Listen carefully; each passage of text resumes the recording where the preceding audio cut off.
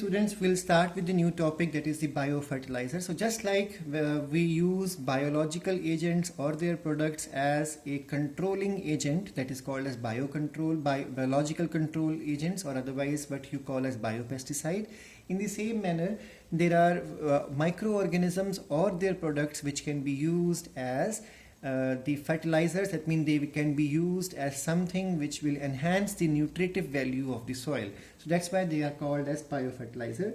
We all know environmental pollution is a major concern in present scenario, and the use of chemical fertilizers, herbicides, pesticides all seem to have a major causative factors.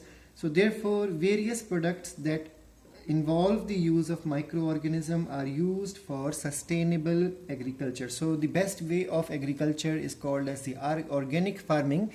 So a person who is involved in organic farming will never use chemical. He will simply depend upon biofertilizers and biopesticides. So what are biofertilizers? These are organisms that have the ability to enrich the nutrient quality of the soil. So the quality of soil, the nutrient value of the soil is going to increase if these organisms are used, and they help the crop plant in the uptake of the nutrients also.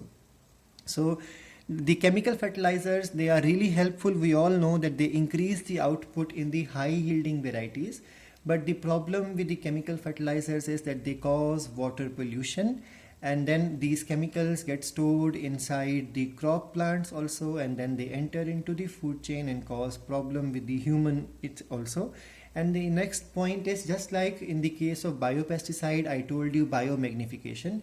In the same manner, when excessive fertilizers are added into the field, now imagine for a second paddy field is there and water is standing and a lot of fertilizers, chemical fertilizers added. So a time will come, these chemicals will start running out, because when rainfall starts, then the standing water is going to get mixed up nicely with the rainfall water, and finally with the rainwater it will come out, and then we all know finally from the soil, from the field, these chemicals will lead to the water body. So finally water pollution will happen. And what is the pollution? The water will now have greater concentration of fertilizers, or you can say greater concentration of nutrients. And we all know if the nutrient amount is extra, then the algal bloom of the first chapter, if you remember, algal bloom will start. That means too much of nutrient would be there in the water, and then algae will start growing a lot, vegetative reproduction, because nutrient supply has been enhanced. This is called as eutrophication. Eu stands for true or increased, and troph means food or nutrient.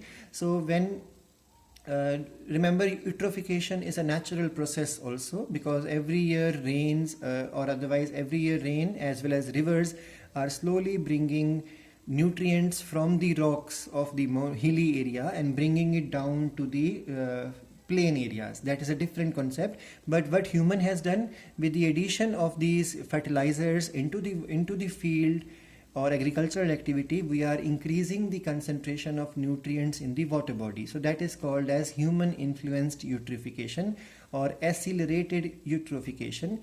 And because of this, algal bloom will happen, and this will destroy the aquatic ecosystem. That's why biofertilizers are a better option, because they do not cause eutrophication. So the biofertilizers include a large number of microorganisms. So what is organic farming? Let's understand first of all this. Raising of the unpolluted crops by using manure. So you either use manure, that means the substitute of cow dung, or you can say the sludge which we obtain from the biogas plant, they can be used. So raising of unpolluted crops by using manure or otherwise using biofertilizers and using biopesticides, and keeping the pests and pathogens under control. So you are not killing the pathogens and pests, you are simply keeping them under control.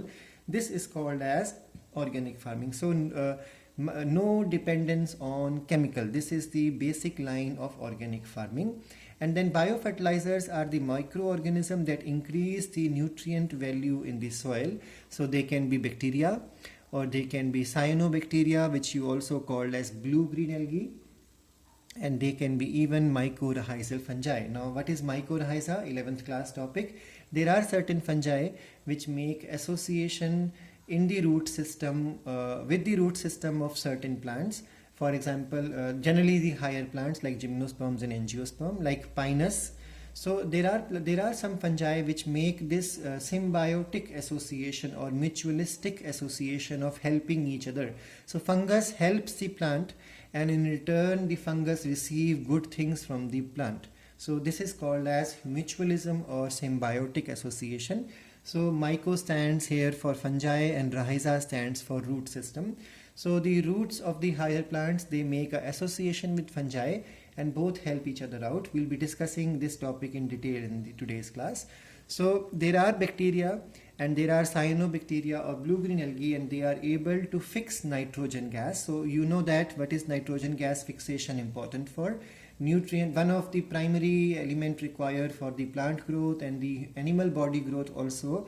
Apart from CHO, carbon, hydrogen, oxygen, the next important mineral is nitrogen. That means NPK, if you remember this concept of 8th class.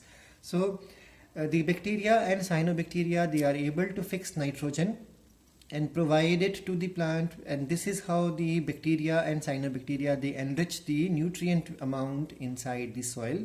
And in the same manner, we have mycorrhizal fungi which help to withdraw minerals from the soil. Thus, these minerals are made available to the plants, and this is how these bacteria and cyanobacteria, they help the plant to obtain good amount of nutrients.